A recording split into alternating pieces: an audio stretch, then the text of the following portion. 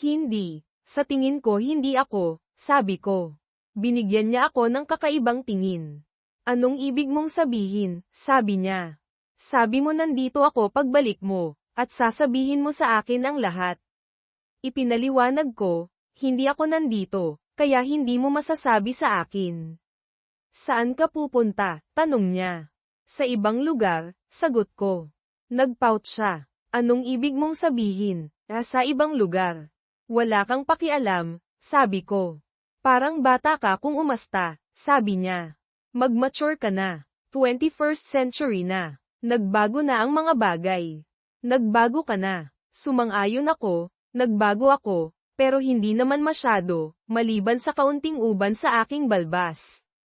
Parang malaki ang pinagbago mo, at hindi sa magandang paraan. Tiningnan niya ang kanyang sarili, na kasing ganda pa rin tulad ng dati. Anong ibig mong sabihin? May kinikita kang isang tao para sa hapunan, at hindi mo sasabihin sa akin ang kanyang pangalan. Parang pagbabago yan sa akin. Wala yun, sabi niya. Mas mahal kita kaysa dati. Hindi yan nakakaapekto sa nararamdaman ko para sa iyo. Hindi ko masasabi ang pareho, sabi ko sa kanya. Isang oras ang nakalipas, mas mahal kita kaysa dati, pero ngayon ang nararamdaman ko ay mas maraming pagkasuklem kaysa pag-ibig. Mukha siyang nasaktan. Nakakadismaya yan. Ganyan ang buhay, sabi ko. Lagi akong nadidismaya. Kahapon, sa golf course, inaasahan kong maka-85 pero nauwi ako sa 87. Bakit ka nagsasalita tungkol sa golf? Nakakabigo itong laro, sabi ko. Binanggit mo ang pagkabigo, kaya ibinahagi ko ang sarili kong anekdota. Nakakainis sa kanya ang aking ugali. Sabihin mo kay Barnes na aalis ako sa loob ng 20 minuto, sabi niya. Seryosohin mo ako at subukang umunawa. Ako, seryoso ako sa iyo, sabi ko. Iyon ang problema. Napagtanto kong hindi ka seryosong tao. Nasugatan ang kanyang pride. Wala akong ideya kung bakit mo sinabi yan, sagot niya. Barnes, aalis na ako. Makikita mo, walang magbabago sa atin. Gagawin kitang labis na masaya. Hindi mo pa namamalayan, pero mangyayari yun. Nagkakamali ka, sabi ko. Saan ako nagkakamali? Tanong niya. Na walang magbabago. Lahat ay nagbago. Ang aking saloobin sa iyo ay nagbago. Paano na sina Sylvia at Beck? Anong iisipin nila tungkol sa paghihiwalay ng kanilang mga magulang? Anong kalokohan yan, Barnes? Hindi tayo magdidiborsyo. Ang ginagawa natin ay walang kinalaman sa kanila. Sang-ayon ako, hindi sa hindi magdidiborsyo, na bahagi, kundi sa walang kinalaman sa kanila, na bahagi. Sa kasamaang palad, ito ay tungkol sa nangyayari sa pagitan mo at ng isang lalaking hindi pinangalanan. Pinagugulo mo ang mga bagay, sabi niya. Barnes, maupo tayo at pag-usapan ang mga isyong ito. Hindi tayo uupo, sabi ko. Aalis ako. Mas mahalaga ito kaysa sa anumang plano mo. Iginigiit niya, hindi ako magtatagal dito. Napagdesisyonan ko na kanina, sabi ko. Mukha siyang handa ng makipagtalo. Collins, huli na ang lahat. Sa sandaling naisip mong papayagan ko ang iyong pag-uugali, nawalan ka ng respeto sa akin bilang isang lalaki at asawa. Huli na ang lahat. Hindi yan totoo, sigaw niya. Hindi ako nawalan ng respeto sa iyo. Hindi ako naniniwala sa iyo, sabi ko. Lahat ng ginawa mo mula nang makauwi ka ay nagpapatunay na totoo yun. Aalis ako. Maaari kang pumunta sa iyong date. Tapos na ako. Kinuha ko ang aking jacket, pataka, at mga susi, naglakad papunta sa pinto, at umalis. Hinabol niya ako pero hindi umabot sa oras. Nagmaneho ako paalis habang binubuksan niya ang pinto at lumabas. Nagpa siya akong bisitahin si Beck. Nakatira siya mga 4 na milya ang layo, kaya nagpadala ako sa kanya ng mensahe, Wednesday. Netflix and chill. Agad siyang sumagot, gusto mo ng kasama, tanong niya. Nagpadala siya sa akin ng puso. Magluluto ako ng popcorn. Pagdating ko, nakaupo na siya sa sofa. Ang kanyang aso, si Davy, ay masiglang bumati sa akin, Halos natamba ako sa pagmamahal. Hoy, buddy, nagawa kong manatili sa aking mga paa at binigyan siya ng magandang kiskes habang siya ay gumugulong, naglalaway sa aking pantalon at humihilik sa kasiyahan. Tumatagal ng mga 10 minuto para makarating sa bahay ni Beck. Pagsapit ko sa sofa, naipaghanda na ako ni Beck ng isang baso ng alak at nilagyan ng popcorn ang aking plato. Humigop ako ng aking alak at tiningnan siya, walang salita niyang sinabi. Gusto ko ng matamis na alak. Hindi mo gusto. Nasa bahay kita, tanggapin mo. Tumawa ako. Hoy, sinubukan kitang palakihin ng tama. Hindi ko kasalanan kung naligaw ka. Pinunasan niya ang himulmol sa aking pantalon, ibinato ang isang plaid sa aking mga binti, at sumiksik. Anong ginagawa ni Mommy? Tanong niya. Hindi ako sigurado, sabi ko. Binigyan niya ako ng nagtatakang tingin. Kakaiba yan? Oo, sang-ayon ako. Anong problema, Dad? Anong ibig mong sabihin na hindi ka sigurado? Pag-uwi ko galing sa trabaho, sabi niya may pupuntahan siyang date. Sinabi ko sa kanyang hindi ako sang-ayon. Sabi niya kakanselahin niya yun, at mag-uusap kami. Nagpa siya akong tapos na akong makipag-usap tungkol dito at umalis. Kaya hindi ko alam kung may date siya o nasa bahay naghihintay na makipag-usap. Tinitigan niya ako, gulat. Anong kalokohan yan, Daddy? Anong ibig mong sabihin sa date? Beck, gulat na gulat din ako gaya mo. Sinabi niya sa akin na may pupuntahan siyang date kasama ang isang lalaki, pero hindi sinabi kung sino, at inaasahan niya na magiging okay lang ako dito. Dad, biro ba ito? Sigurado ka bang tama ang narinig mo? Sana biro lang ito. Hindi ko alam kung anong nangyayari, sabi ko. Tatawagan ko siya, sabi niya. Sinagot ni Collins, at ang usapan mula sa panig ni Beck ay nakaka-interes. Hindi nagpaligoy-ligoy si Beck. Nasaan ka, Mom? Kasama sino? Nagsinungaling ka lang sa akin. Nakaupo si Dad dito mismo. Nagsinungaling ka. Anong problema sa iyo? Nagsinungaling lang sa akin ang nanay ko. Huwag mo akong tawagan. Huwag kang pumunta rito. Kung kailan at kung gusto kitang kausapin, gagawin ko yun. Tinapos niya ang tawag. Nanatili kaming tahimik sa loob ng ilang minuto. Hindi ko alam kung anong sasabihin. Niyakap ko siya habang nagsisimula siyang manginig at pagkatapos ay humagulgol sa aking dibdib. Nagsinungaling siya sa akin, Dad. Sinabi niya sa akin na kasama ka niya sa restaurant. Nagsinungaling siya. Alam ko, sweetheart, magiging okay ang lahat. Pakiusap, huwag kang umiyak, Beck. Paano magiging okay ang lahat? Umupo siya, ang kanyang malungkot na luha ay naging galit. Nagsinungaling lang sa akin ang sarili kong nanay. May date siya, Daddy. Anong gagawin mo? Wala akong ideya, sabi ko. Beck, naguguluhan ako dito. Pumunta ako para makipag-chat sa iyo para maayos ang aking mga iniisip. Dapat naisip kong tatanungin mo ako. Pasensya na, hindi mo kasalanan. Kumuha siya ng tisyo, pinunasan ang kanyang mga mata, at suminga.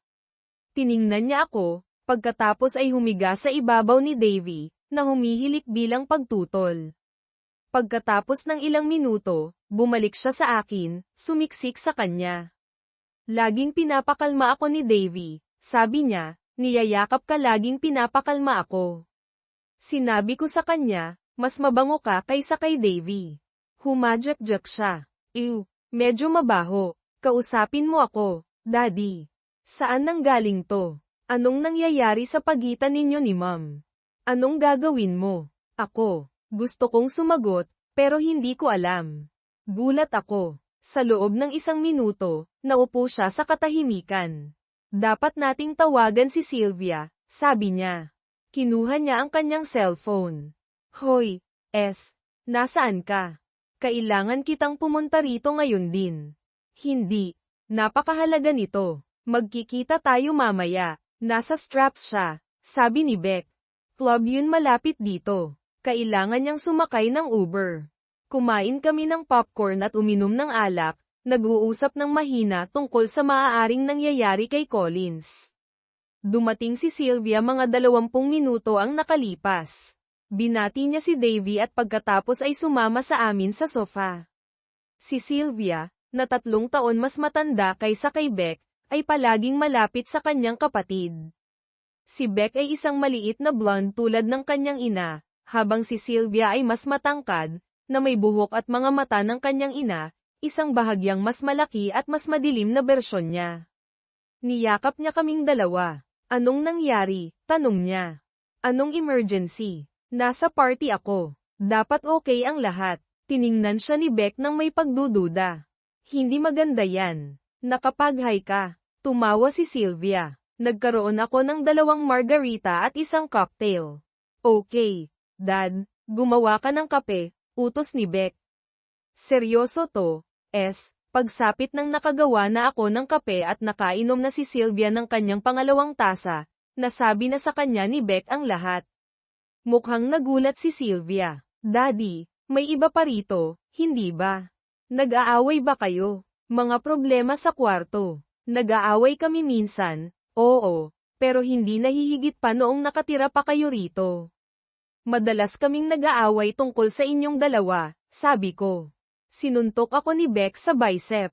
Hoy, tumawa ako. Walang problema sa kwarto, na alam ko.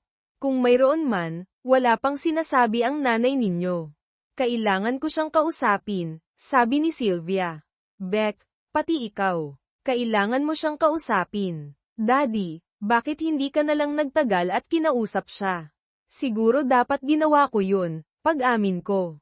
Masyado akong nagalit. Ipinahayag niya ito ng napakalmado. Niyakap ako ni Beck. Alam ko, Dad, pero kailangan namin siyang kausapin. Kailan mo siya makakausap nang hindi ka nagagalit? Hindi ko alam, sabi ko. Sana malapit na. Hindi ko na kaya pang magtagal. Pupunta ako sa lawa, susubok ang mag-relax, at magpapakatatag. Sasama ako sa iyo, sabi ni Beck. Hayaan mo akong kunin ang aking bag at kumot para kay Davy. Huminto siya. Bigyan mo ng sigarilyo si Daddy, sabi niya kay Sylvia. Tiningnan ako ni Sylvia na nagtatanong. Tumango ako, at iniabot niya sa akin ang isang case. Hindi ako regular na naninigarilyo, pero nakakatulong ito sa pagkabalisa, at naramdaman kong kailangan ko ito. Lumabas si Beck kasama ang kanyang bag, kinuha ang mga pinggan ni Davy, at pumunta kami sa truck. Inihatid kami ni Sylvia. Kakausapin ko si Mom bukas, sabi niya. Beck, ipaalam mo sa akin kung anong mangyayari. Daddy, huwag kang gagawa ng anumang katangahan, okay? Siguro, sabi ko. Susubukan kong huwag gumawa ng sobrang katangahan. Niyakap kami ni Sylvia. Sumakay si Davy sa kotse, at umalis kami. Habang papunta, nagtanong si Beck ng 1,000,000 tanong, ang ilan ay nasagot ko, ang ilan ay hindi ko nasagot. Nakarating kami sa lake house, dinala si Davy sa lawa, at naglakad sa tabi ko, hawak ni Beck ang aking kamay. May ilang bagay na hindi nagbago. Lumangoy si Davy, humabol ng mga palaka at squirrel, at bumalik kami. Nagdidilim na. Tiningnan ko ang supply ng alak. Gusto mo ng mojito? Tanong ko kay Beck. Yummy, sabi niya. Gusto ko. Gumawa ako ng 2 malalaking portion. Sinindihan ni Beck ang furry place, at sumimsim kami ng aming mga inumin at nag-usap. Sinindihan namin ang isang sigarilyo, at naramdaman kong relax. Anong sa tingin mo, Daddy? Tanong niya. May ilang option ako, pero lahat ay nakadepende sa mom mo, sabi ko. Medyo magulo. Maaari niyang sabihin na nawala siya sa sarili at bawiin ang lahat. Saan sa therapy? Sabi ni Beck. Tumawa ako. Siguro susubukan ko. Paano kung determinado siya? Tanong niya. Sa korte, siguro, sabi ko, pero hindi ko makita kung bakit niya gugustuhin yun. Wala akong ideya, sabi ni Beck. Magiging mas matalino ka kaysa sa akin, Beck. Magiging psychologist ka na. Bakit niya gagawin ito? Wala akong ideya, sabi niya. Nandaraya ang mga tao para sa paghihiganti, mga isyu sa commitment, atraksyon sa laman, o kawalan ng katuparan, pero hindi ko akalaing may alinman doon na naangkop kay Mom. Kung may mga reklamo siya, dapat niya akong kausapin at hayaan akong ayusin ang mali. Oo, akala mo, sabi niya. Malalaman natin. Kakausapin ko siya bukas. Dad, kailangan mo akong pabalaykan para kunin ang kotse ko. Nakakagulat, nakatulog ako ng mahimbing. Nanood ako ng mga video hanggang sa nakatulog ako. Bumangon ako, nagbihis, dinala si Davy sa labas, at naglakad-lakad siya sa loob ng 1 oras. Pagbalik namin, gising na si Beck. May makakain ba tayo, Daddy? Tanong niya. Hindi talaga, honey. Kinailangan naming huminto habang papunta rito. Okay lang, sabi niya. Maaari mo akong ilabas para mag-almusal. Gusto ko ng French toast sa Gaze. Deal. Iniwan namin si Davy sa bahay, halos tulog. Pagkatapos ng malaking almusal, nag-usap kami tungkol sa hypothetical situations, school, aking trabaho, mga kalokohan ni Davy, at ang kanyang internship. Pagkatapos makuha ang kanyang mga gamit at si Davy, dinala ko siya pauwi. Bumalik ako sa lawa, umupo sa porch, at nanood ng mga bangka. Nakaramdam ako ng lungkot. Na-miss ko si Collins at ang mga panahong nakaupo kaming magkasama na walang ginagawa. Na-miss ko si Beck at maging si Davy. Nagpa siya akong mangisda. Pinalayag ko ang bangka at nakahuli ng 6 na magagandang crappie. Nilinis ko ang mga ito at nakahanap ng ilang frozen fries na makakain kasama ng mga ito. Masarap ang mga ito. Pagka-on ko ulit ng aking cellphone, nagkaroon ako ng mga text mula sa parehong babae na pinapapunta ako sa bahay ni Beck. Nakarating ako roon, at kumakain sila ng pizza. Dinalhan ako ni Beck ng beer, at umupo kami sa kitchen bar habang kumakain sila. Well, kinausap ko siya, panimula ni Beck. Ako rin, sabi ni Sylvia. Nagtanong ako, hindi ninyo magugustuhan ito. Sabi ni Beck, sinabi niya sa akin na hindi siya masaya, hindi sa iyo, kundi sa kanyang buhay. Iniisip niyang kulang ito sa excitement at hamon. May isang lalaki na kasama niyang nagtatrabaho na binobola siya, at gusto niya ang atensyon. Gusto niyang magpunta sa mga date. Sabi niya mahal ka niya, at maaari ka ring mag-date. Naupo ako at pinag-iisipan ang kanyang mga salita. Sylvia, sinabi ba niya sa iyo ang parehong bagay? Halos, sabi niya. Daddy, sa tingin ko hindi magtatagal. May isip niya. Ako'y nalilito. Anong dapat kong gawin habang nagkakamalay siya? Mahalin siya, maging matyaga, hayaan siyang kumalma, sabi ni Sylvia. Mahal ka niya. Nagkakaroon lang siya ng midlife issues. O baka hindi, sabi ni Beck. Mga midlife issues ito, hindi masaya sa ibang lalaki. Anong ibang mga option mayroon ka? Hiwalayan siya. Ikulong siya, tanong ni Sylvia. Wala akong ideya, sabi ko. Sinabing paghiwalayan siya ay isang option. Hindi yan, paggiit ni Sylvia. Jesus, Daddy, huwag kang mabaliw. Kayong dalawa ang itinakda para magkasama. Hindi mo ba dapat kausapin si Mom? Tanong ni Beck. Sabihin mo sa kanya na huwag siyang mag-freak out. Ang gulo nito. Sylvia, kinakampihan mo siya, at wala pang ginagawa si Dad. Hindi ako kumakampi, sagot ni Sylvia. Well, yan ang problema, sabi ni Beck, na nag-iinit. Dapat kang kumampi, hindi itong madjing matyaga na kalokohan. May pinuntahan siyang date kasama ang isang creepy. Alam mo na idiot siya dahil binobola niya ang isang may asawa, at mali siya para payagan siya. Magpahinga muna tayo, sinubukan kong pakalmayin ito, pero hindi. Sila interesado. Kaya anong gusto mo, Beck? Maghiwalay ang ating mga magulang. Hindi ito tungkol sa kung anong gusto ko. Ito ay tungkol sa kung anong gusto ni Daddy. Hindi gusto ni Daddy ito, si Mom ang gusto, at kailangan niyang ayusin ito. Maaari niyang makuha kung anong gusto niya, pero hanggang sa maayos ang kanyang ulo, ang aking relasyon sa kanya ay nakadepende sa kung anong gusto ko. At anong gusto mo? Tanong ni Sylvia. Gusto kong makita siya ng kaunti hanggat maaari at hindi ko siya marinig. Kaya didiktahan mo ang aming relasyon kay Mom. Hindi ako nagdidikta ng anuman. Kung hindi mo makita na kasalanan ito ni Mom, Kung gayon mayroon kang parehong problema na mayroon siya. Wow, huwag nating hayaan itong lumala. Sinubukan kong yakapin sila. Pinayagan ako ni Beck, pero kinuha ni Sylvia ang kanyang bag at tumakbo palabas ng pinto. Pinanood namin ni Beck siyang sumakay sa kotse, i-on ang mga headlight, pagkatapos ay eye-off, lumabas, at sa wakas ay umalis. Sobrang galit ako sa kanya ngayon, sabi ni Beck. Galit na galit, pasensya na, Dad, pero kalokohan yun. Sumandal siya sa akin, at bumantong hininga ako. Oo, ganoon nga, pero hindi kasalanan ni Sylvia yun, Beck. Kasalanan ito ng iyong ina. Hindi dapat nasa ganitong posisyon ang mga bata. Nagkaroon tayo ng isang espesyal na pamilya. Ang ating mga buhay ay umikot sa isa't isa. Mas malapit ako sa inyong mga babae kaysa sa anumang ama na kilala ko. Palagi kang nagkaroon ng magandang relasyon sa iyong ina. Hindi dapat kayo ni Sylvia nasa gitna nito. Hindi mo kasalanan, Dad, sabi ni Beck. Guluto ni Mom. Pero nakakabigo rin na umasta si Sylvia na parang walang malaking problema. Huwag kang magsunog ng anumang tulay, payo ko. Hayaan mo akong kausapin siya. Mahal kita, Beck. Ayokong masaktan ka ng higit pa sa kung ano ka na. Niyakap niya ako ng mahigpit. Nagtitiwala ako sa iyo, Daddy. Maghihintay ako at titingnan kung anong mangyayari. Panatilihin mo akong malapit, okay?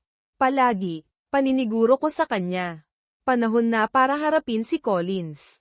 Ang kanyang kotse ay nasa garahe nang huminto ako. Naglaan ako ng ilang sandali para hanapin ang aking pagiging kalmado, pagkatapos ay pumasok. Nakaramdam ako ng buhol sa aking tiyan at kumuha ng isang baso ng gatas para pakalmayan ito. Lumabas si Collins mula sa kanyang opisina, na mukhang kasing sama ng nararamdaman ko. Hi, sabi ko. Natutuwa akong nakabalik ka na. Malayo pa ako sa pagiging okay, sabi ko sa kanya. Alam ko, gusto kong panatilihin ang aking sarili na ligtas. Gusto mo bang mag-usap? Tumango ako. Dito, o sa living room. Maging komportable tayo, sabi ko. Nagbuhos siya ng kanyang sariling juice, at kumuha ako ng ilang wheat cakes. Umupo kami sa sofa, isang talampakan ang layo, na hindi karaniwan para sa amin. Nagkaroon ng pag-alit na vibe. Gusto kong humingi ng tawad, Barnes, sabi ni Collins. Ginawa ko ang lahat ng mali. Kung sa tingin mo ay tungkol lang ito sa mismanagement, sinasayang natin ang ating oras, sabi ko. Hindi ko maintindihan, sabi niya. Walang paraan na mapapagan mo ang pagsasabi sa akin na may pupuntahan kang date, naiintindihan mo ba yun? Naiintindihan ko ang ibig mong sabihin, pero hindi mo ako naiintindihan, sabi niya. Dapat kong ipinaliwanag kung anong ginagawa ko para maging katanggap-tanggap ito. Kailangan mong maging isang wizard para doon, sabi ko. Mayroon ka bang mga mahiwagang kapangyarihan? Ngumiti siya. Hindi naman magic, pero halos. Sige, Miss LaFay, sabi ko. Isipin mo, Barnes. Ilang taon na tayo? Ako ay 48 at ako ay 49, sabi niya. Nararamdaman ko ang bawat isa sa mga taong iyon, hindi sa pisikal, kundi sa emosyonal. Naaalala mo pa ba noong 25 taong gulang tayo? Oo, naaalala ko pa. Naaalala mo ba ang lahat? Naramdaman nating buhay tayo, na puno ng posibilidad ang buhay. Ang pag-ibig ay bago araw-araw. Naaalala mo pa ba? Oo, isipin mo ang ating mga buhay ngayon. Ginagawa natin ang parehong mga bagay paulit-ulit. Gusto ko ang ating routine, pero gusto kong magdagdag ng bago, ibalik ang ilang excitement. Naiintindihan ko yun, sabi ko. Pero iniisip mo na hindi tayo maaaring gumawa ng mga bagong bagay ng magkasama. Sa tingin ko maaari tayo, sabi niya. Sinabi ko sa iyong pupunta ako sa isang date at ibabahagi ang karanasan sa iyo. Maaari mo ring gawin ang pareho. Collins, ang iyong ideya ng magkasama, at ang akin ay magkaiba, sabi ko. Anong ibig mong sabihin? Kapag sinabi kong magkasama, ibig kong sabihin ay ikaw at ako lang. Ang pagpapakilala ng ibang tao ay bumabagsak sa magkasama na pagsubok. Nag-isip siya sa loob ng ilang sandali. Gaano nakatagal mula nang gumugol ka ng oras na mag-isa kasama ang ibang babae bukod sa pamilya? Mga 6 na buwan. Naaalala mo pa ba ang Kansas City kasama si Amber? Nakipagkita kami sa mga telecom rep. Tumango siya. Kilala kong mabuti si Amber. Sabihin mo sa akin, Barnes, mayroon bang anumang tensyon sa pagitan ninyong dalawa? Hindi na alam ko, sabi ko. Maganda siya, pero may asawa ako at 10 taon mas matanda. Hindi kami nag-flirt. Mayroon kaming magandang relasyon sa trabaho at pagkakaibigan, wala nang iba pa. Well, sinabi mo mismo, maganda siya at single. Paano kung ilabas mo siya para sa hapunan, pumunta sa NTI, at sumayaw na magkasama? Hindi ba magiging exciting yun? Hawak-hawak ang lahat ng ganda sa iyong mga braso. Hindi ba magpapatakbo yun sa iyong motor? Siguro. Kaya nga hindi ko ginagawa. Sabi ko. Bakit hindi? Tanong niya. Dahil may asawa ako sa iyo, sabi ko sa kanya. Hindi ko inilalagay ang aking sarili sa mga sitwasyon kung saan tinutokso ako ng sino man maliban sa iyo. At kung okay lang ako dito, tanong niya. Hindi mahalaga, sabi ko. Hindi ito babagay sa akin. Bumantong hininga siya. Okay lang ako dito ngayon. Mas mature na ako. Magtitiis ako. At sa tingin ko dapat kang magtiis na gawin ko ang pareho. Hindi yan ang pinasukan ko. Nangako ka sa akin, at nangako ako sa iyo. Kung gusto mong umalis, pagpapasya mo yun. Kung determinado ka, hindi kita mapipigilan. Kinokontrol ko lang ang aking sarili. Ayokong umalis, sabi niya. Gusto kong maging mas malaya at kusang loob, pero manatiling kasal. Gagawin mo ang gusto mo kahit ano pa ang nararamdaman ko. Hindi ko matatanggap yan. Itinatago mo to sa akin ng matagal na. Ano pa ang itinatago mo? At saka yung ginawa mo noong Biyernes ng gabi. Pasensya na. Hindi ko dapat ginawa yun. Nagalit ako nang umalis ka. Kasiningan yan. Pinlano mo na to bago pa noong Biyernes. Nagsinungaling ka rin kay Beck. Magaling ka dyan. Isinuka ko ang galit ko. Nagkaroon ka ng pagkakataon para ayusin to. Hindi nagbago ang posisyon ko. Hindi tungkol sa kung paano mo ginawa, tungkol sa ginawa mo to. Plano mong gumawa pa at gusto mo tong gawin. Pipigilan ko ang sarili ko, kaya kukunin ko na lang ang mga gamit ko at aalis, at gawin mo na yan. Barnes, hindi yan ang gusto ko, pagtutol niya. Hindi ako ang gumagawa, pero gusto mo, sabi ko. Sa ngayon, wala akong tiwala sa'yo. Akala mo na boring ako at kailangan ko ng excitement. Kahit hindi mo gawin, alam ko pa rin na yan ang iniisip mo. Iba ang gusto natin, kaya maghiwalay na tayo. Pumunta ako sa basement, kinuha ko ang bagahe ko, at nagsimulang mag-impake. Kinuha ko ang kailangan ko para sa 1 linggo, planong bumalik sa susunod para sa iba pa. Sinundan niya ako. Sinasabing maayos pa namin to, pero hindi ako nakinig. Isinakay ko ang lahat sa truck. Sinubukan niyang sumakay, pero nakasara ang pinto. Tumayo siya sa driveway habang nagmamaneho ako paalis. Nakakalungkot. Mahal ko siya at parang nawalan ako ng kalahati ng puso ko. Hindi ko makita ang paraan pasulong. Huminto ako sa grocery store para ilihis ang atensyon ko. Pero ang pagpunta sa lawa ang nagpaalala sa lahat. Binuksan ko ang isang podcast pero walang naintindihan. Nang dumating ako, ipinasok ko ang mga gamit ko sa loob. Tulala, naisip kong kausapin ang mga babae pero pagod na pagod ako. Pagkalipas ng 1 oras, tumunog ang telepono ko. Si Sylvia. Hi, honey, sabi ko. Nasaan ka? Daddy, tanong niya. Nasa lawa ako. Nasaan ka? Nasa bahay niyo ako. Tumawag ang nanay mo at pinapunta ako. Tumawag si Beck. Sandali lang, si Beck to. Tatawagan kita ulit. Sinagot ko si Beck at sinabi kong tatawag ako ulit. Pagkatapos ay tinawagan ko ulit si Sylvia. Natutuwa akong kasama mo ang nanay mo. Isang balisa si nanay, Dad. Dapat nandito ka kasama siya, hindi ako. Alam ko, Sylvia, mahirap to. Gusto mo bang pag-usapan natin sa telepono? Tumahimik siya ng 1 minuto. Hindi. Siguro hindi. Babalik ka ba? Babalik ka ba? Hindi. Hindi ako babalik. Ipaliwanag ko kapag nakita kita. Hindi maganda. Pero siguro yun na yun, sabi niya. Kailangan kong magtrabaho. Hindi ako makakatagal dito. Dito ako matutulog, pero sobrang busy ako sa trabaho. Hindi ko alam kung bukas. Nagtratrabaho rin ang nanay mo. Hindi mo yun problema. Gawin mo ang kailangan mong gawin. Matatanda na kami ng nanay mo. Suminghal siya, halatang sobrang galit. Sobrang sorry, Sylvia. Alam kong mahirap to para sayo. Mahal kita. Ikaw ang unang anak ko, at palagi kang magiging espesyal sa akin. Napabuntong hininga siya. Mahal din kita, Daddy. Bye. Pinakalma ko ang sarili ko at tinawagan ulit si Beck. Hi, honey, okay ka lang? Daddy, tanong niya. Magiging okay ako. Okay ka ba? Pareho tayo, sabi niya. Siguro nasa lawa ka. Oo, gusto mo bang lumabas? Sasabihin ko sa'yo kung ano ang nangyari. Nakaimpake na ako, sabi niya. Online ang lahat ng klase ko ngayong linggo, pero kailangan kong magtrabaho sa Miyerkules at Huwebes. Pwede ba akong manatili ng 1 linggo?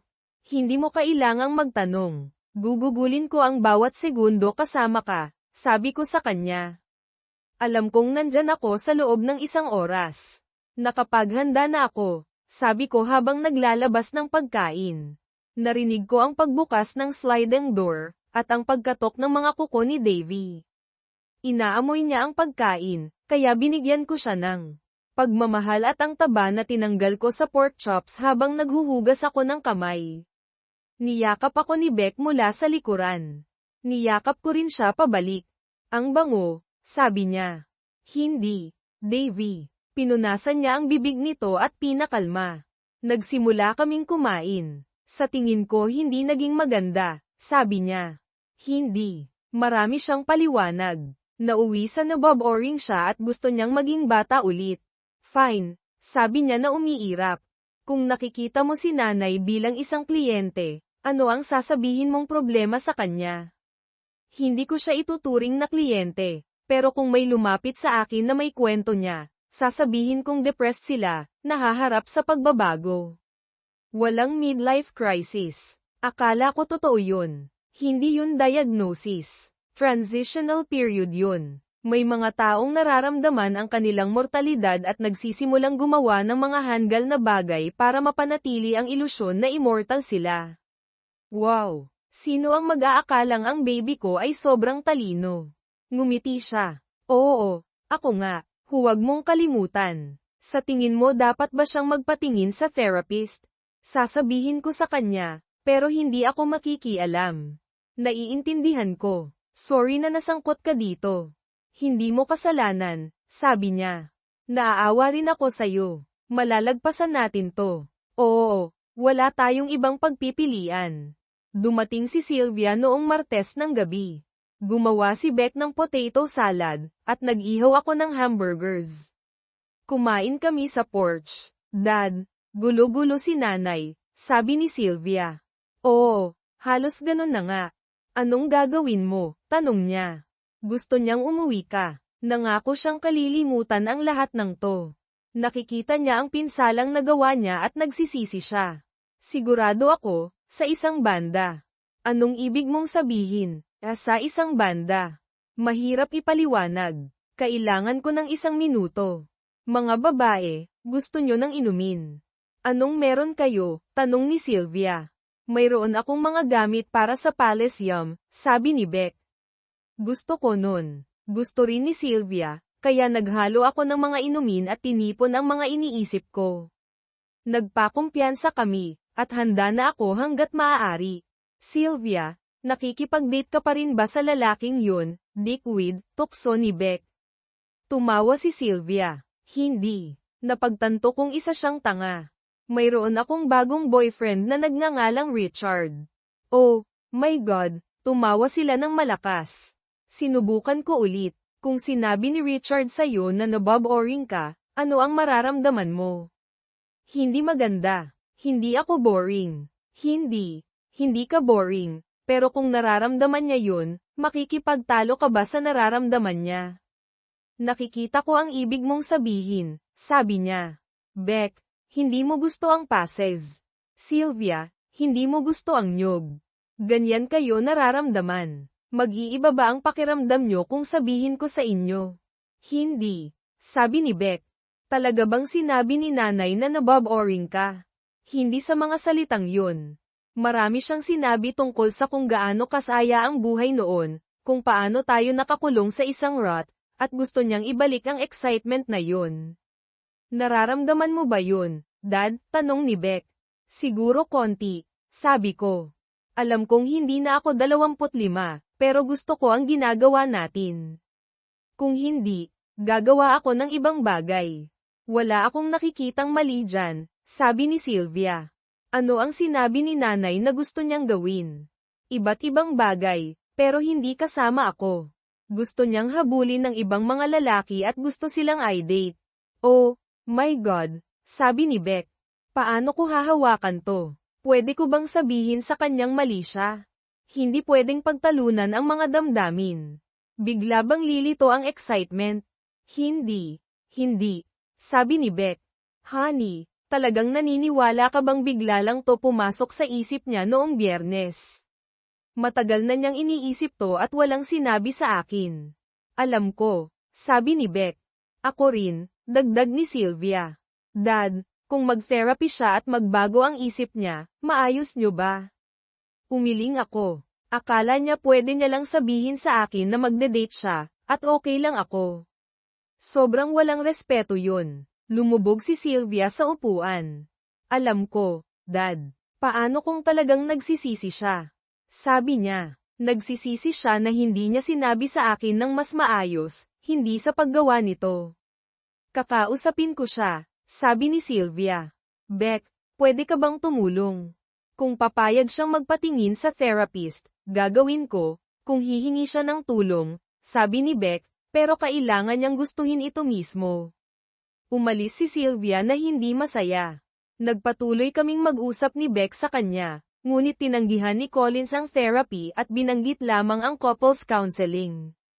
Akala ni Beck magiging walang saysay ito maliban kung matugunan ang kawalan ng kasiyahan ni Collins. Handa ka na ba rito? Tanong ni Beck. Hindi. Hindi ako interesado sa ibang mga babae o ibahagi siya sa ibang mga lalaki, sabi ko. Tinanong ni Sylvia, paano kung isipin mo na break ito at makipag-ugnayan sa ibang mga babae?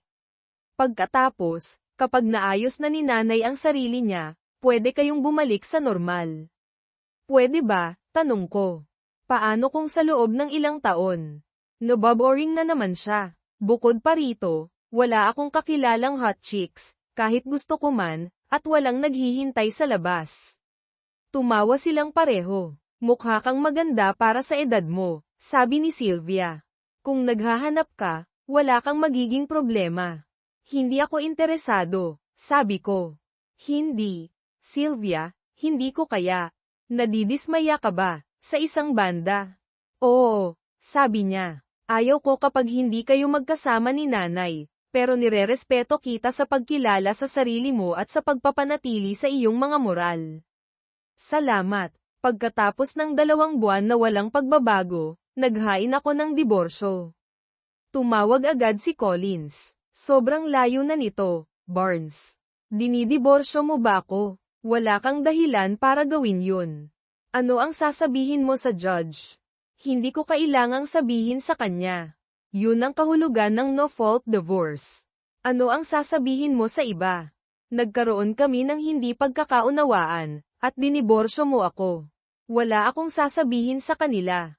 Wala silang pakialam. Pupunta ako doon. Kailangan nating mag-usap bago maging huli ang lahat. Gusto mo bang magluto ako ng hapunan sa Biyernes ng gabi? Oo, perpekto yun. Tinapos ko ang hapunan nang marinig kong bumukas ang pinto. Inis ako na basta na lang siyang pumasok. Pareho naming pag-aari ang lake house, pero hindi ako pumupunta sa bahay namin sa bayan kapag nandoon siya. Kinukuha ko lang ang mga gamit ko kapag wala siya sa trabaho. Mukha siyang kasing ganda pa rin, pinapabilis pa rin ang pulso ko sa kabila ng pagod ko. Ibinato niya ang pataka niya sa upuan at lumapit. Gusto niya akong yakapin at halikan. Nagawa kong yakapin siya, pero sobra na ang halik. Mukha siyang nasaktan, pero ako rin, sa magandang dahilan. Anong maitutulong ko sa'yo? Tanong niya. Handa na ang lahat. Kung gusto mo, pwede mong maghain ng lamesa habang kinukuha ko ang mga pinggan. Inilatag namin ang pagkain, nagbuhos ng alak, at nagsimula siya. Ayokong magdiborsyo, Barnes. Bakit hindi? Tanong ko. Dahil mahal kita at gusto kong gugulin ang buhay natin ng magkasama, sabi niya. Pero bakit? Hindi ka masaya, tandaan mo. Hindi ko sinabing hindi ako masaya, sabi niya. Malinaw mong ipinahayag ang iyong kawalan ng kasiyahan. Hindi mo ako naiintindihan. Sapat na ang kasiyahan ko. Gusto ko lang dagdagan ang kasiyahan natin sa pamamagitan ng pakikipag-date sa ibang mga lalaki. Hindi ako komportable doon. Ang simpleng sagot ay diborsyo. Pwede kang magsaya kasama ang ibang mga lalaki, at hindi ako maiinis.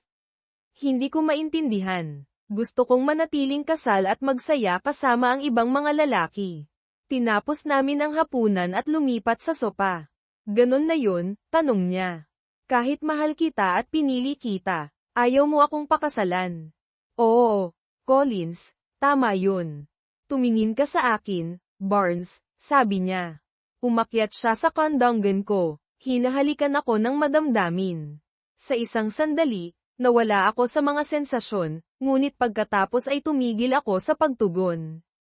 Dahan-dahan siya at tumigil. Anong nangyari? Tanong niya. May nakilala ka bang iba? Tanong ko. Alam ko na ang sagot. Barnes, magde-date ka ba? Siguro, sabi ko. Gusto kong maging kasal. Sa tingin ko hindi yun boring.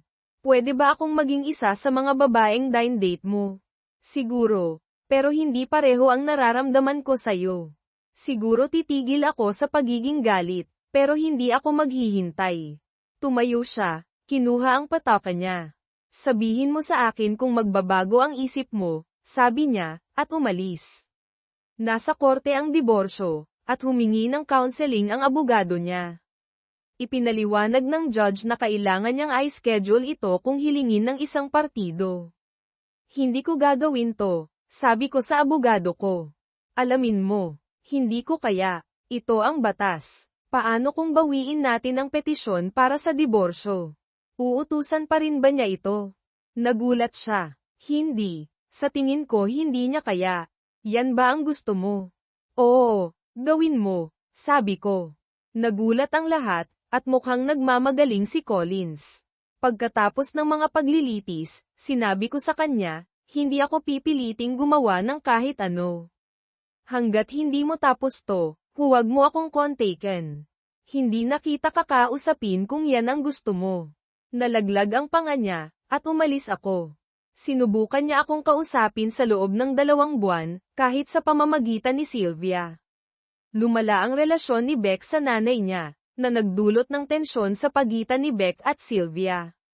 Sinubukan ni Collins na pumunta sa lake house, pero pinalitan ko ang mga kandado. Pumunta pa siya sa trabaho ko, at kinailangan ko siyang paalisin. Pagkatapos ng 2 buwan, sumuko siya at sinabi kay Sylvia na hindi na siya maghahanap ng counseling. Kung gusto kong magdemanda, ginawa namin, pumunta sa parehong judge, at hindi tinutulan ang diborsyo. Kanya ang bahay sa bayan, at akin ang lake house. Pantay ang pamamahagi ng ari-arian. Kanya ang negosyo niya, at akin ang akin. Walang suportang pangkasal, at pareho naming pinanatili ang aming mga pensayon. Ang karaniwang paglilitis ng diborsyo, boring, nakakapagod, at nakakainis. Nagsimula akong bumili ng mga negosyo at mabilis na nagretiro. Nangisda ako, natutong mag-waterski, at ginugol ang buong tag-init sa bangka kasama ang mga babae. Noong Oktubre, nag-apply ako ng visa para maging residente ng Mexico.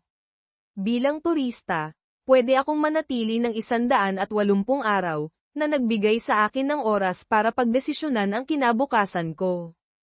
Inihanda ko ang bahay para sa taglamig, ipinagpalit ko ang Chevy ko sa isang diesel po-red na F350, bumili ng isang luxury camper, ikinabat ang bangka, at pumunta sa Lake Bacolor sa Calooa, Mexico. Medyo nagalit ang mga babae, pero binilhan ko sila ng tiket sa eroplano papuntang Guadalajara, ipinangako ko ang oras sa beach. Tuwang-tuwa sila. Bumili ako ng 5 acre na lupa malapit sa lawa, nagpagawa ng mga kagamitan, at naging lokal. Sa pangalawang pangingisda ko, nakahuli ako ng 14 pounds na bass at nahumaling ako. Bumisita si Sylvia noong Enero, at nagkaroon kami ng magandang oras sa isang hotel sa Puerto Vallarta. Sa huling araw, tinanong niya, "Hindi ka na babalik, Dad, di ba?" Nakakiling ako sa pananatili. Kayo lang ang dahilan kung bakit babalik ako, at madalas ko kayong dadalawin. Kumusta ang nanay? Tanong niya. Sa tingin ko halos nagtratrabaho lang siya. Mukha siyang malungkot, hindi kasing sigla dati. Sa tingin ko hindi niya nakita ang pakikipag-date na kasing ganda ng akala niya. Mas gusto kong huwag siyang pag-usapan, sabi ko. Okay. Nagbigay siya sa akin ng malungkot na ngiti. Binalewala namin ang masamang vibes at nag-enjoy. Hinatid ko siya sa airport, at umalis siya na may yakap at luha. Bumisita si Beck noong Pebrero at nakitira sa akin sa camper. Gumugol kami ng 3 araw sa beach, pagkatapos ay gusto niyang makita kung saan ako nakatira. Nagmaneho kami papunta sa lugar ko, at nagustuhan niya. Hindi ako makapaniwalang mayroon kang ganitong kagandang lugar, sabi niya. Magiging mas maganda kung nakatira ka dito, sabi ko. Mukha siyang nag-iisip. Wala akong ideya kung paano ako kikita. Gusto kong gamitin ang degree ko. Agribusiness yun, sabi ko. Tumawa siya. Pagsasaka. Anong kinalaman niyan sa looms?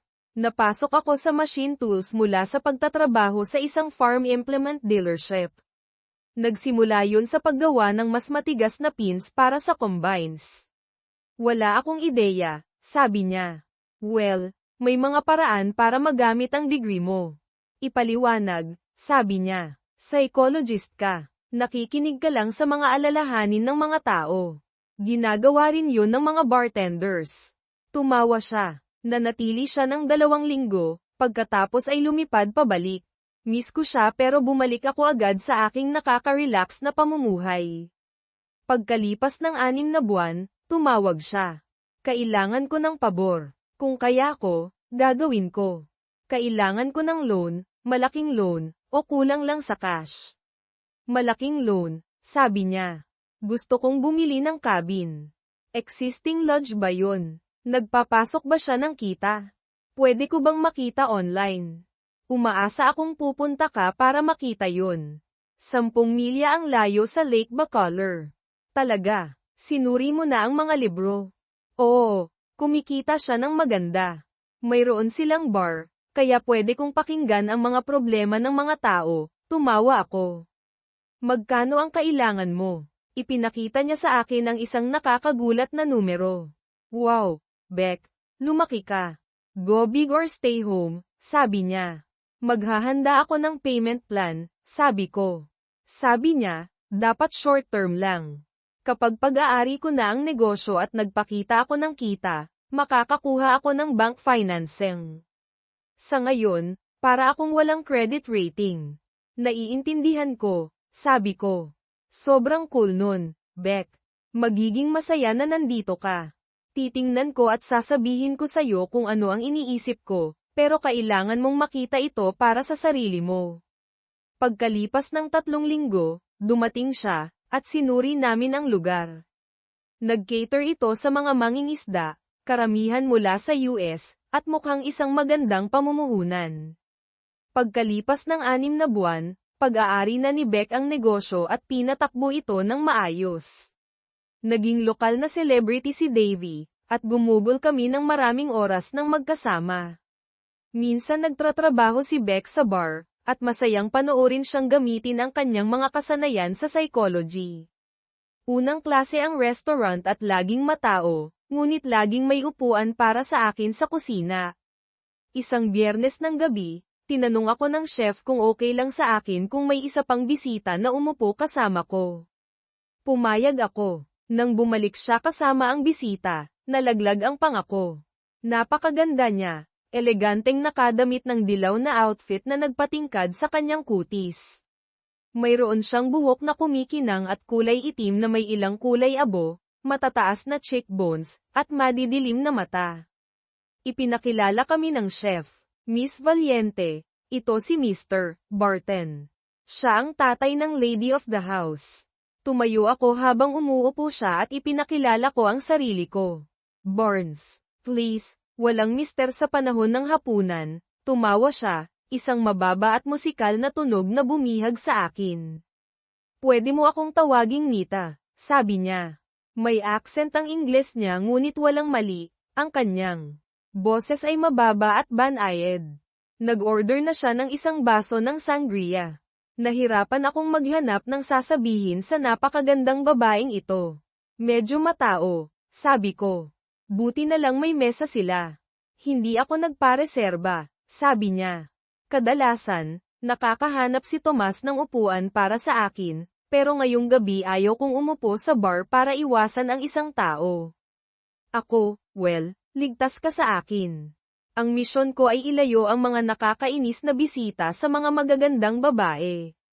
Namula siya. Nalulugod akong magkaroon ng isang magiting na tagapagtanggol, tumawa siya muli, na nagpadala ng goosebumps sa balat ko.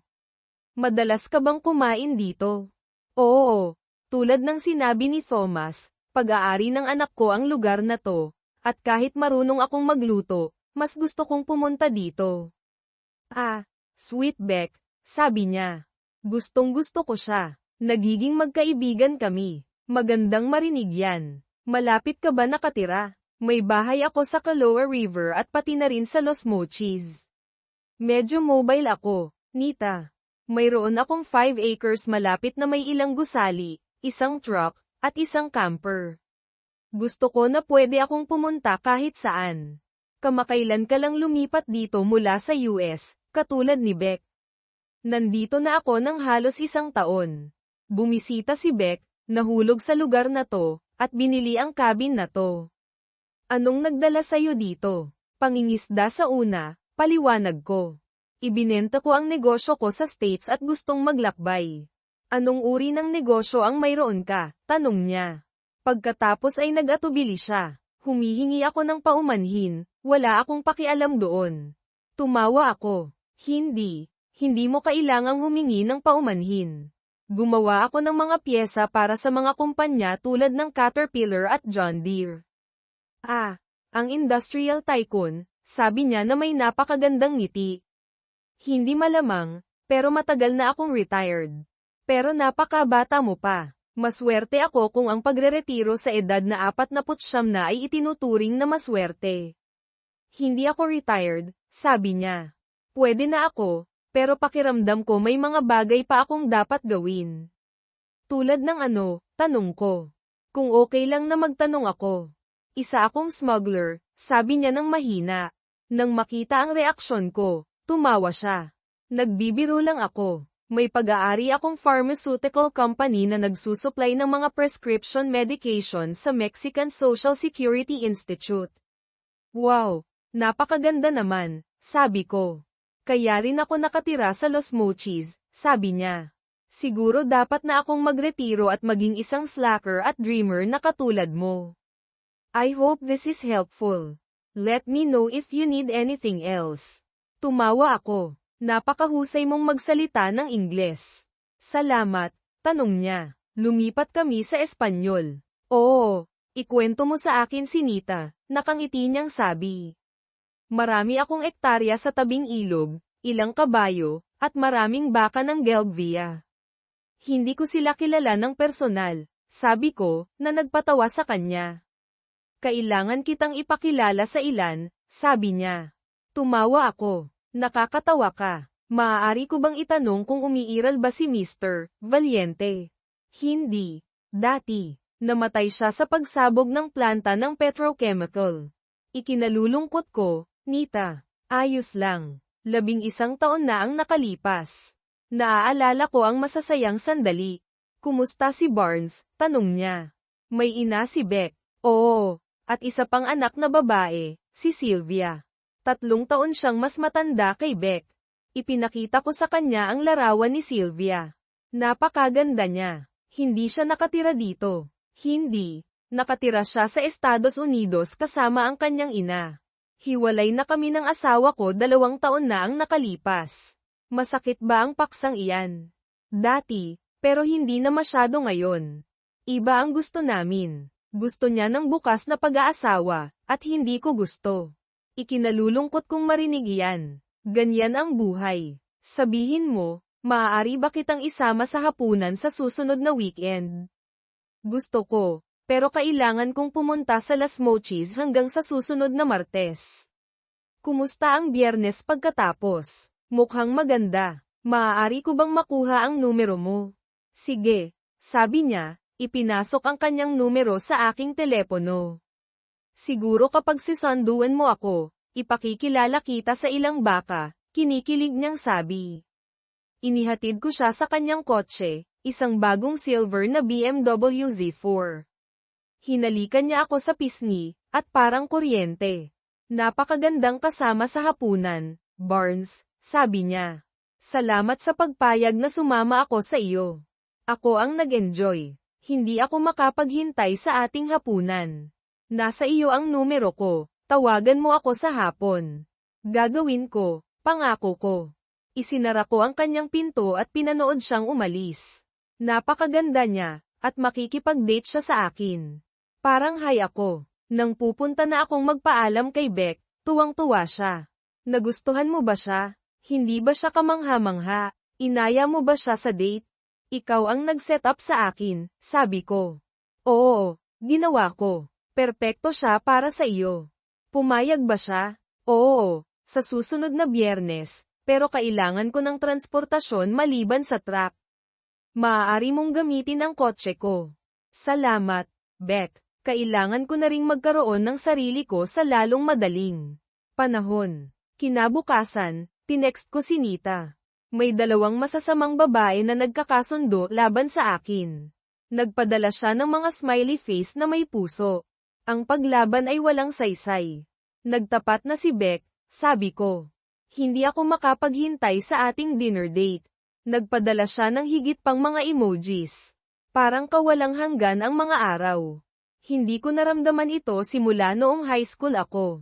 Sumulat ako kay Nita araw-araw, at sumasagot siya ng 2 o 3 beses, kung minsan ay lumalaktaw ng 1 araw.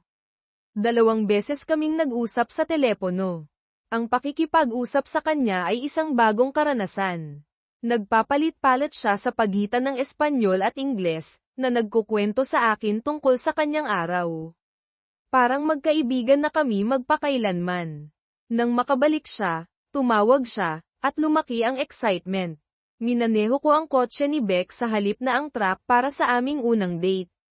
Sinusundan ang mga direksyon, narating ko ang isang gated path na walang bahay na nakikita ngunit nakakita ng isang call button. Hola, S. Barnes, sagot ng boses ni Nita, na tumatawa.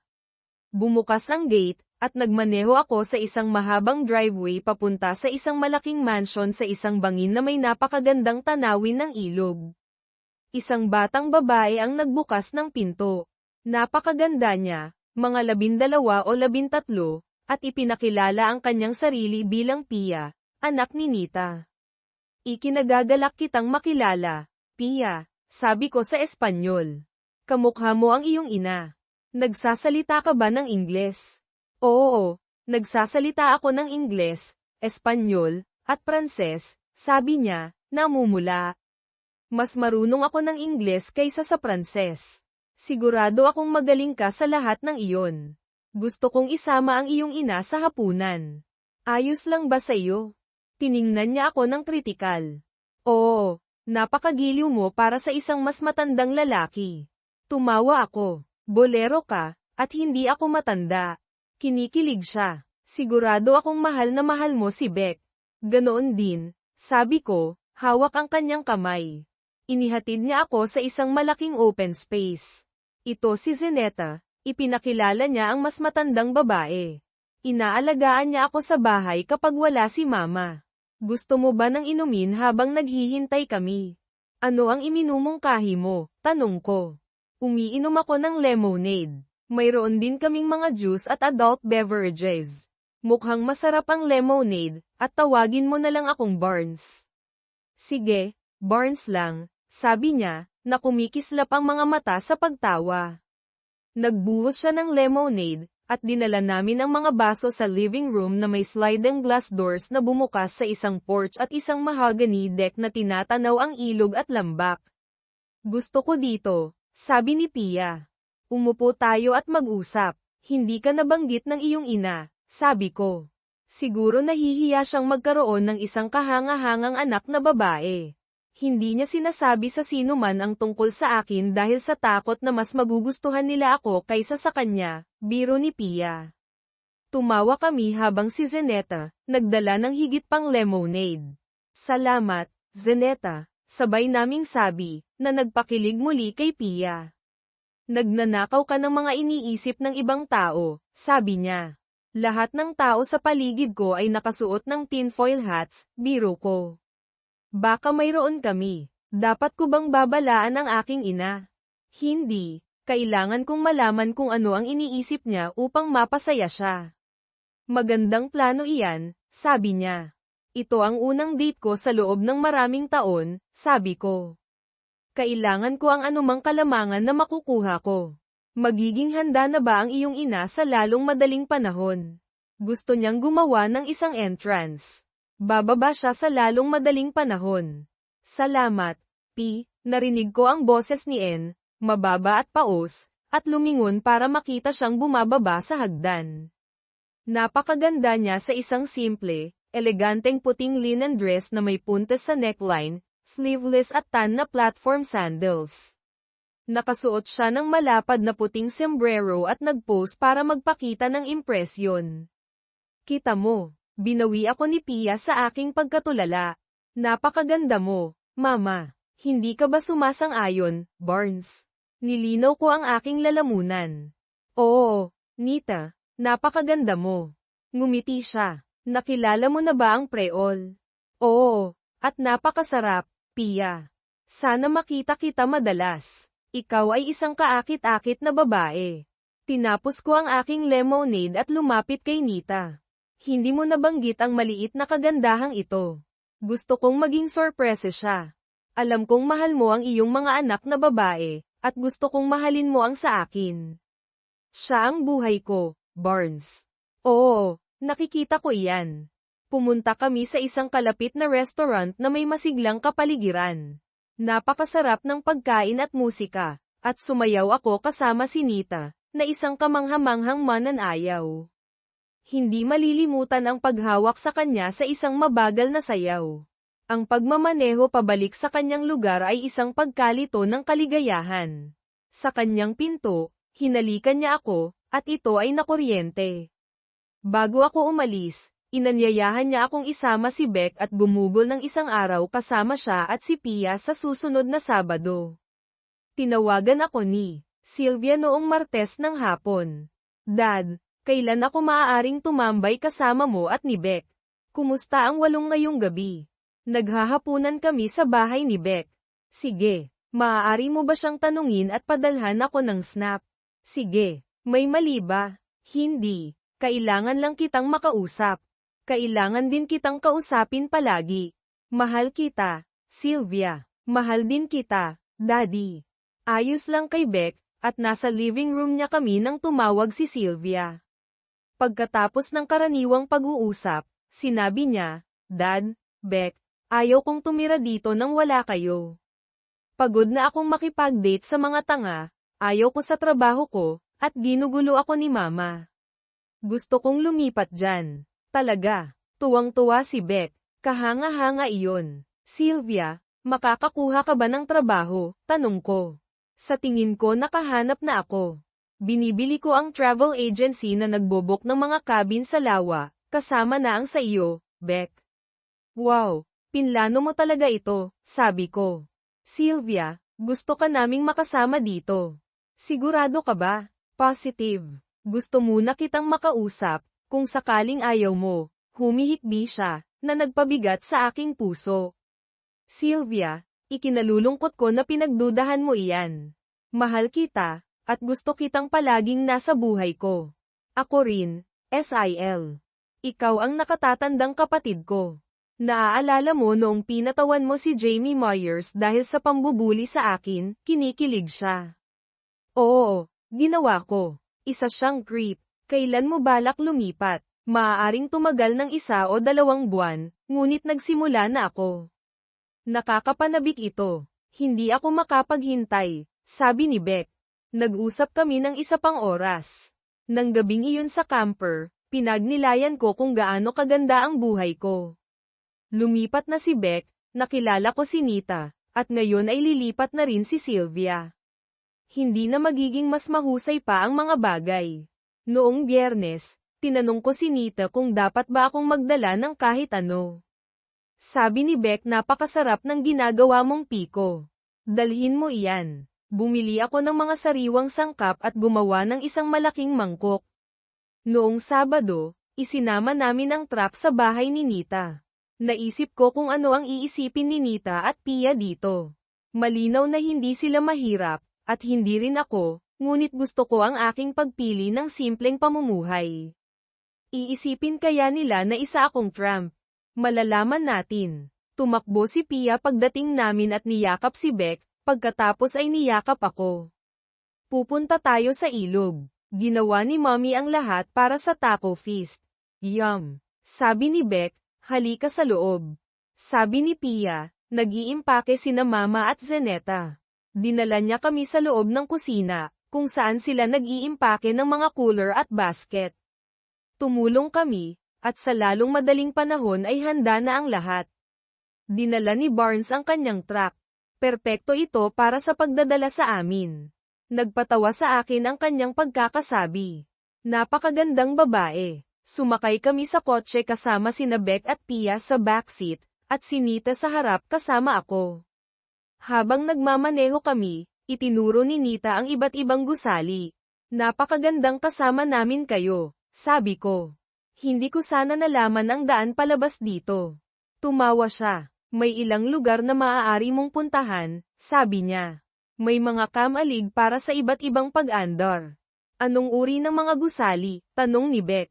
Mga kamalig ng kabayo, kamalig ng kagamitan, kamalig ng imbakan, kamalig ng hayop, at mga paddocks, sagot ni Nita. Nakarating kami sa ilog, kung saan may isang gazebo, isang dock, 3 jet skis, mga picnic table, at isang grill. Plano kong painitan ang lahat sa grill, sabi ni Nita, ngunit maaari nating gamitin ang iyong kalan, tama? Siyempre, sabi ko, lahat ng ginhawa ng tahanan sa isang maliit na pakete. Gusto kong makita sa loob, sabi ni Pia. Sige, bibigyan kita ng grand tour, sabi ko. Inilagay namin ang mga taco shell sa oven at ipinakita sa kanila ang paligid.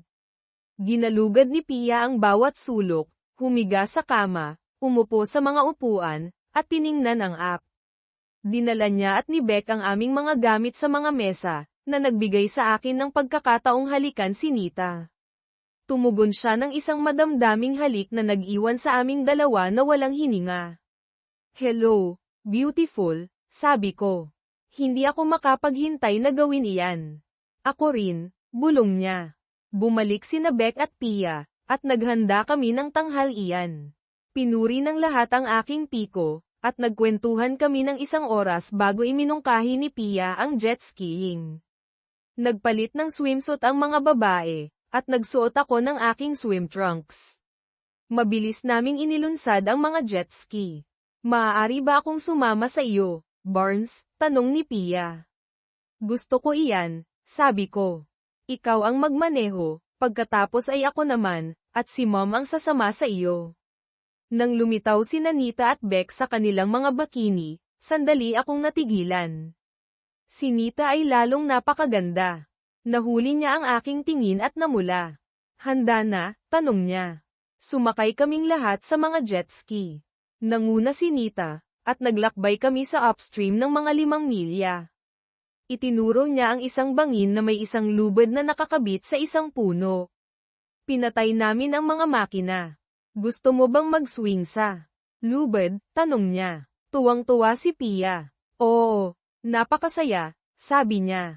Mag-swing ka sa itaas ng ilog at mahuhulog sa malalim na tubig. Nagpa siya akong subukan ito. Hinawakan ni Nita ang jet ski habang umaakyat kami sa tuktok ng bangin. Sino ang gustong mauna? Tanong ko. Si Beck ang dapat mauna, pagpapas siya ni Pia. Hinawakan ni Beck ang lubid at nag-swing sa ilog, nahulog sa tubig at lumitaw muli na may malaking ngiti. Oh my God, Daddy, kamangha-mangha iyon. Kailangan mong subukan. Sumunod si Pia, nagpaikot-ikot sa hangin at lumangoy pabalik tulad ng isang otter. Sumunod si Nita ng maganda, pagkatapos ay ako na. Nakakatakot ang taas, ngunit pinilit kong tumalon. Nakakapanabik ang swing, at bumulusok ako sa malamig na tubig. Masaya iyon. Pinanood namin ni Nita habang 3 beses pang sumubok sina Beck at Pia. Nagpa siya si Pia na gusto niyang magmaneho. Nagmaneho kami pabalik, iniahon ang mga jet ski sa tubig, at umupo sa araw na may malamig na inumin.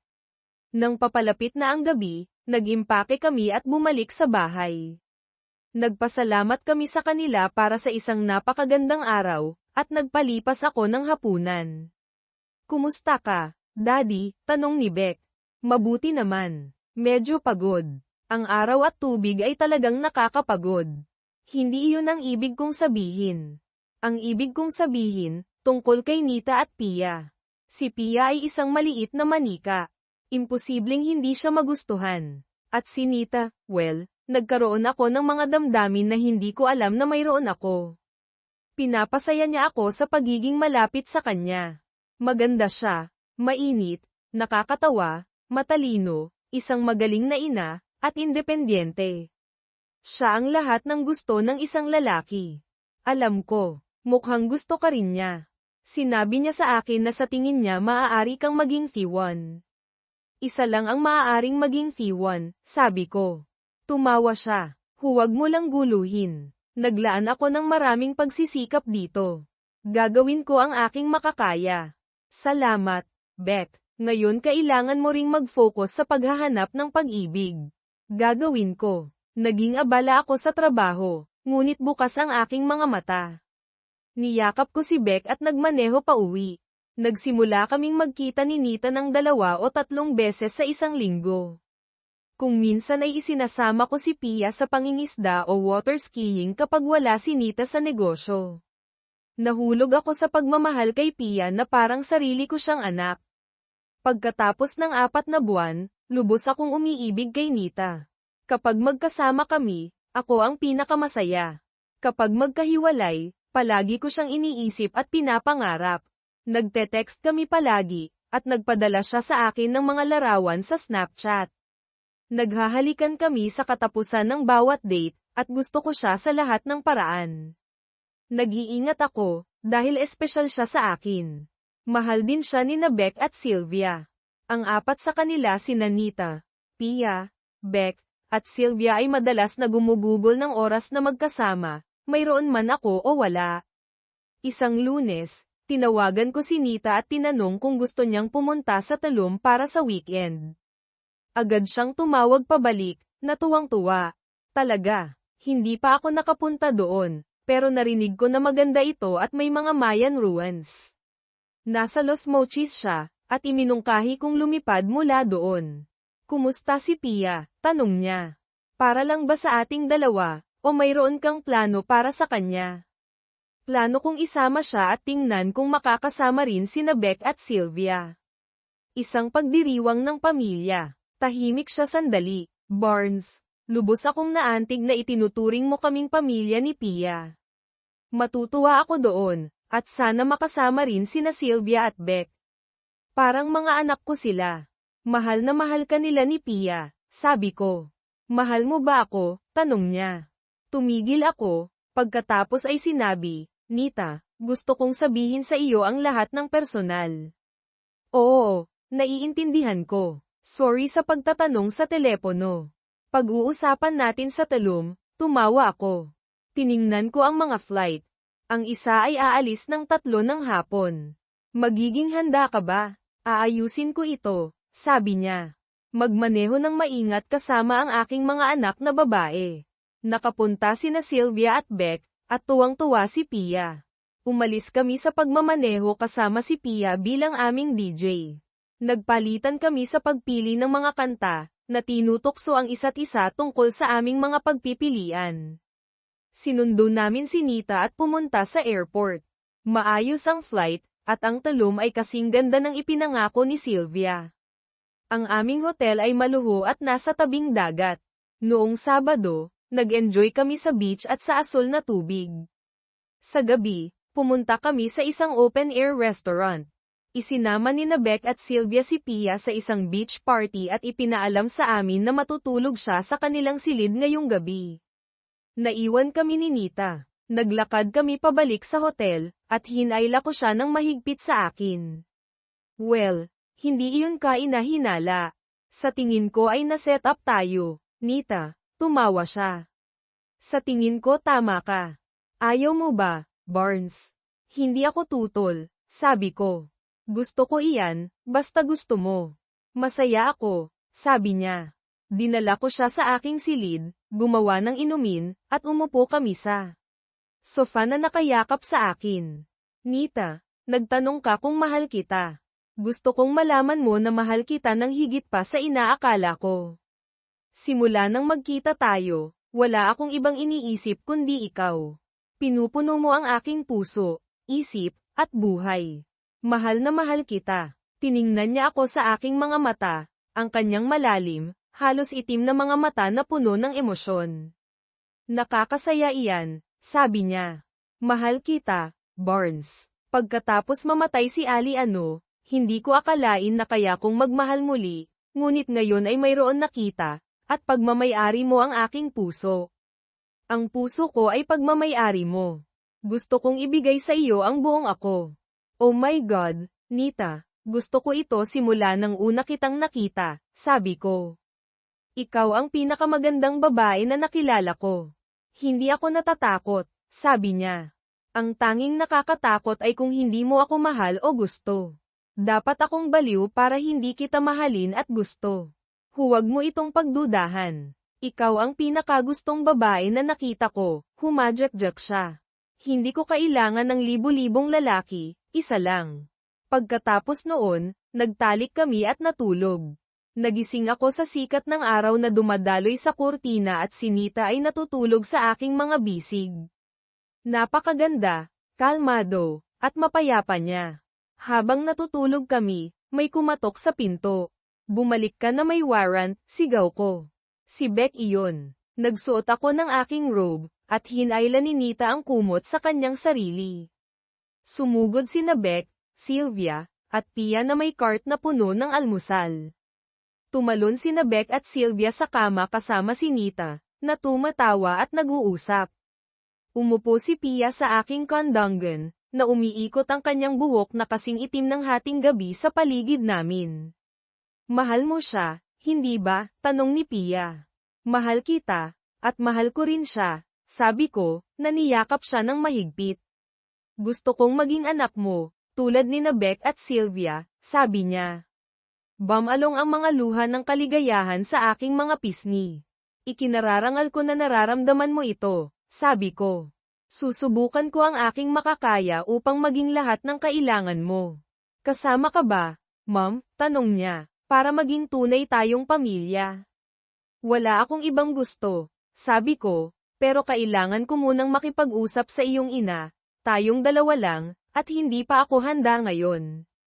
Yumuko ako at bumulong, wala akong singsing. Naiintindihan ko. Nag-almusal kami at pagkatapos ay nagmadali upang sumakay sa shuttle papunta sa mga Mayan ruins. Nakamamangha ang sight, mas pinasaya pa sa pagkakaroon ni Nita at Pia kasama ko. Lumipad kami pabalik noong Lunes ng umaga, pagod ngunit masaya. Inihatid namin si Nita, at dinala ko ang mga babae sa pagbili ng singsing. Nakakita kami ng isang mag-aalahas mula sa tribo ng Nahal na may malaking koleksyon ng mga bato.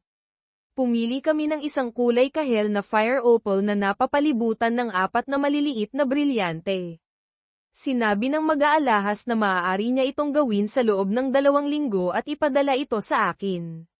Sinabi ko kay Nita na gusto kong bumalik sa gazebo sa tabi ng ilog. Mukhang alam niya kung tungkol saan ito ngunit sinabihan lang ako na pumunta. Tuwang-tuwa si Pia at kinailangang umatras sa kanyang silid upang maiwasan na ibunyag ito. Sa gazebo, lumuhod ako, at napahawak si Nita sa kanyang bibig.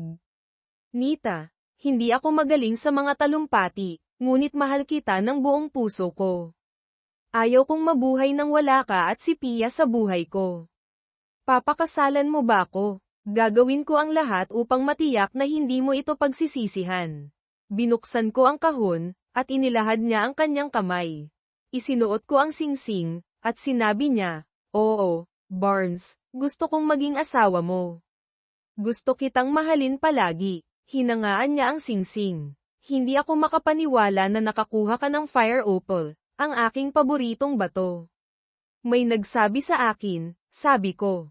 Sa tingin ko kilala ko ang ibong iyon, sabi niya, na may mga luha ng kaligayahan sa kanyang mga mata. Pagbalik namin sa bahay, naghihintay na si Pia at tumakbo sa pagitan namin sa excitement. Hindi ako makapaniwala, ikaw ang magiging ama ko, Barnes. Sumabog siya sa pag-iyak, lumuhad ako at niyakap siya.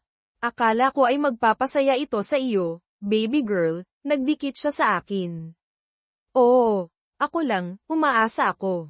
Akala ko ay hindi na tayo makakahanap ng kahit sino. Nahanap mo ako, sabi ko sa kanya, hindi kita papakawalan, Pia. Kumapit siya sa akin at humikbi ng ilang minuto. Napakatindi, sabi niya. Tumawa ako. Masyado kang nakikipag-hangout kay Beck. Nagsisimula ka ng maging katulad niya, humadyak-jak siya. Tinuturuan niya ako ng maraming magagandang salita. Itinakda namin ang petsa ng kasal sa 5 ng Disyembre. Nang maglakad si Nita sa aisle na nakasuot ng ginto, ako ang pinakamasayang tao sa mundo. Sinabi niya na nakasuot na siya ng puti dati at gustong basagin ang tradisyon. Lumipat ako sa bahay niya. Ngunit pinanatili namin ang camper para sa mga bakasyon. Tinanggal ko ito sa truck, na ginamit namin para sa nilalayon nitong layunin. Hindi pa ako naging mas masaya. Ang tanging sagabal ay dumating sa aming 2 taon nang sabihin ni Sylvia na kailangan niyang makipag-usap. Nakaupo kami sa deck nang sabihin niya, gusto ni Mom na bumisita. Bumantong hininga ako. Sa tingin ko ay mangyayari na ito. Kailan siya darating? Para sa Pasko, sabi niya. Sylvia, anong gusto mo, mahal? Tanong ko. Nag-alinlangan siya. Gusto kong gugulin ang Pasko dito kasama mo at ni Beck. Ngayon kailangan kong gugulin ang bahagi nito kasama si Mom. Ayaw ni Beck, kaya mananatili ako sa kanya. Mahal ko pa rin si Mom, Dad. Pasensya na kung nadismaya kita, ngunit naaalala ko ang lahat ng magagandang bagay. Niyakap ko siya. Hindi ako nadismaya. Ipinagmamalaki kita. Magiging ayos ang lahat. Maaari ka pa ring gumugol ng oras dito. Sabihin mo sa iyong ina na mayroon ka ng mga plano para sa hapunan ng Pasko. Kailangan niyang harapin iyon. Kasalanan niya, hindi sa iyo. Mahirap, sabi niya. Gusto ko lang ipaalam sa iyo. Paano kung gusto kanyang kausapin, makita ka? Pausapan mo ako kay N. Sabi ko. Mas matalino siya kaysa sa akin. Tingnan natin kung ano ang sasabihin niya. Ginugol ni Sylvia ang natitirang bahagi ng araw kasama ako at si Pia, at naghapunan kami bago siya umalis. Nang bumalik si Nita mula sa Los Mochis, sinabi ko sa kanya ang tungkol sa pagbisita ni Sylvia. Umupo kami sa sofa na pinapanood ang apoy, at humigop siya ng kanyang alak na nag-iisip. Ano ang iniisip mo tungkol sa pakikipagkita sa kanya, Barnes? Tanong niya. Sa palagay ko ay hindi maiiwasan. Siya ang ina ng babae. Wala akong espesyal na damdamin para sa kanya. Minahal ko siya sa loob ng maraming taon, ngunit sinira niya ang lahat. Ang masasayang sandali ay natatabunan ng paraan ng pagtatapos nito. Yamakap siya ng mas malapit at ipinatong ang kanyang pisngi sa aking braso. Sa tingin ko dapat tayong maghapunan ng magkakasama sa cabin. Gusto ko siyang makilala, Barnes. Talaga, tanong ko. Oo, naging bahagi siya ng iyong buhay at ng buhay ng mga babae. Kung hindi ko siya makikilala ng personal. Kinakabahan ako, ngunit si Nita ay independyente at ginawa ang sa tingin niya ay pinakamabuti. Nang dumating si Collins, nanatili siya sa cabin ni Beck.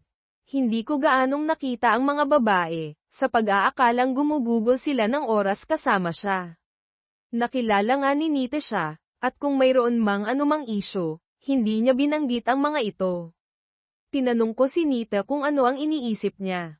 Gusto ko siya, sabi ni Nita. Talaga? Oo, marami na siyang nagbago. Sumasang-ayon sina Sylvia at Beck. Naging introspective siya at palakaibigan sa amin. Maganda iyan, hindi ba? Tanong ko. Sa tingin ko, nag-usap kami tungkol sa iyo. Diyos ko, sana ay hindi ka nakikinig, sabi ko. Tumawa siya. Mga magagandang bagay lang ang sinabi niya tungkol sa iyo. Suminghal ako. Makikipagtalo lang ako. Ngumiti siya. Hindi niya hinangaan ang iyong katigasan ng ulo, syempre. Tama, sabi ko, ngunit nandito ka pa rin sa akin. Talagang, mahal kita, Barnes. Hindi iyan magbabago. Pumasok si Pia at yamakap sa amin, at niyakap ko ang aking 2 anak na babae. 2 araw bago ang Pasko, umulan ng malakas, na nagdulot ng pagtaas ng ilog. Kinailangan naming iligtas ang dock, na dinala ito ng 3 beses sa magdamag. Ibinuwal din ng tubig ang 2 bahagi ng aming bakod, at kinumpuni ko ito ng maaga noong umaga ng Pasko sa tulong ng isang manggagawa. Plano naming kumain sa 2:00, at inaasahan kong darating sina Sylvia at Beck sa oras na iyon. Pagkatapos tapusin ang bakod, naligo ako at nagpalit ng damit.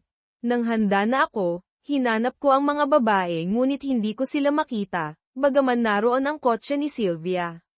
Gumawa ako ng spiced rum punch at cider, pagkatapos ay narinig ko ang mga boses sa pasukan.